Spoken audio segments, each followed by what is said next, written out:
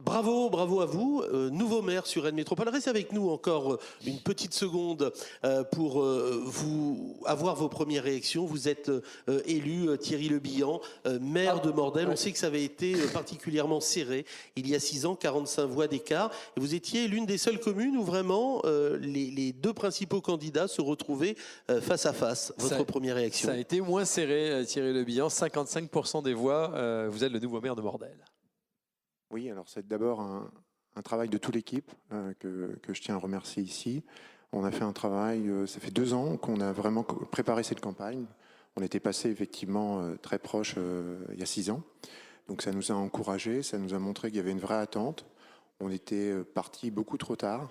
Cette fois-ci, on est parti vraiment en avance. Vous avez pu voir sur le débat qu'on avait vu avec M. Poirier que nous, on était dans la proposition et on a toujours maintenu cette avance dans les propositions depuis le début de cette campagne. Et donc, je pense que les Mordelais ont fait leur choix par rapport à ça, notamment. Ouais, qu'est-ce qui, dans vos propositions, à votre avis, a touché l'électorat pour que vous mettre nettement en tête dès le premier tour et vous faire élire dès ce soir? Voilà, donc ce qui nous a touché, c'est en allant en contact des personnes, c'est le besoin de concertation, d'écoute.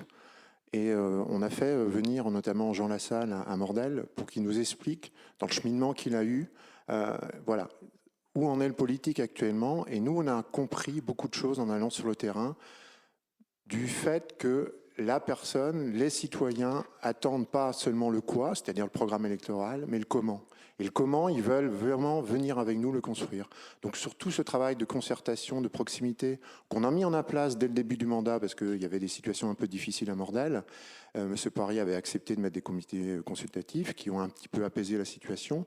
Mais il faut vraiment aller beaucoup plus loin, et je pense qu'il y a une grosse attente là-dessus sur la co-construction avec le citoyen. Alors, c'est pas facile de prendre la succession de quelqu'un comme M. Poirier, Bernard de son prénom, qui était Premier vice-président. Ouais, premier vice-président de Rennes Métropole, élu depuis 4 mandats. Est-ce qu'il y aura une rupture ou une continuité un petit peu aiguillée et un petit peu différente dans ce que vous allez faire dans le prochain mandat et en tout cas dans les prochains mois?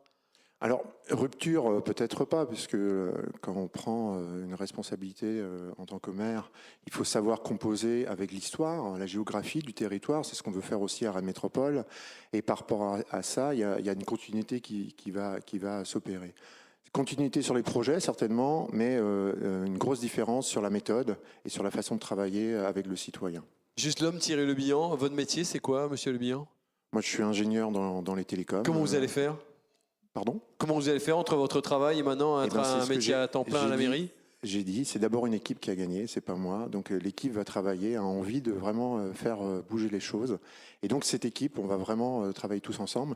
Et moi, j'ai présenté mon équipe et moi là-dessus comme un animateur avant tout.